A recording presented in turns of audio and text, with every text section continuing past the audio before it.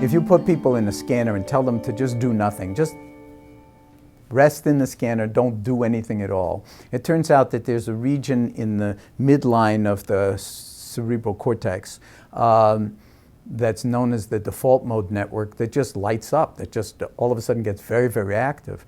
Meanwhile, you're told to do nothing, and then your brain starts to use up energy a lot of ATP in this, activation in the medial frontal areas. And that's called the default mode network because when you're told to do nothing, you default to activity in this mode. And when you inquire what's going on there, a lot of it has to do with mind wandering and just daydreaming. And a lot of that has to do with the self-referencing our favorite subject, which is me, of course. So we generate narratives. I wonder how long I'm going to be in the scanner, and I'm feeling a little bit contracted, and because it's claustrophobic, and these magnets are banging like crazy, or whatever it is. You're thinking in terms of you, past, present, and future, and you're developing narratives where I'm going to go to lunch when this is over, or whatever it is. And those narratives are a form of self-reference. And that's called, as I said, it's also called the narrative mode network, or the narrative network, and it's the story of me.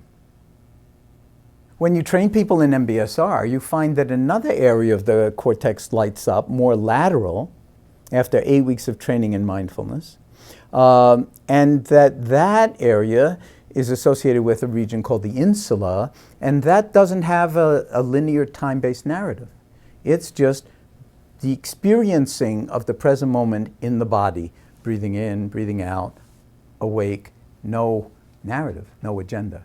And the interesting thing, and this is the study, when they put people through 8 weeks of MBSR, this narrative network decreases in activity, and this experiential network increases in activity, and they become uncoupled. So they're no longer caught together in such a way. So this one can actually attenuate and liberate you a little bit from the constant thinking, a lot of which is driven, of course, by anxiety.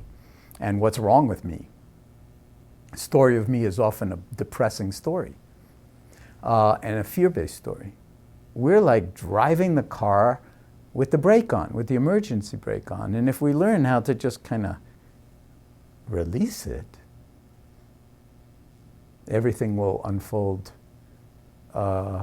with less strain, with less stress, and with a greater sense of life unfolding rather than you're driving through it to get to some great pot of gold at the end, which might just be your grave.